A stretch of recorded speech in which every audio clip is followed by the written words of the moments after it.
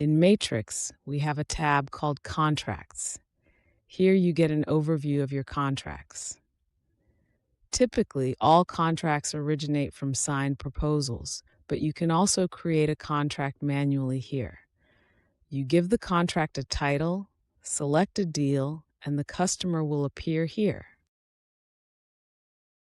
If it's an amendment to a project, then you can select the project here. Then you have the date, and you can update the PDF right here. If you have a contract already from the proposals, you can view it in here, and you can select the main contract. If there's an amendment, you can see it in here as well. Then we want to create a project. So we go in here, we have the contract title, we have the contract number, the client. Then we'll select the manager. Looks like Martin. The status is still in planning, it's billable. And we set a start date and we set a due date. There. And here we have the budgeted cost of time.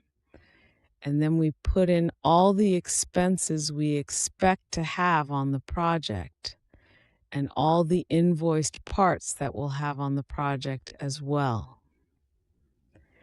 And then we can actually calculate our revenue. So you have a really great overview of your project. So this is mainly what you can find here in contracts.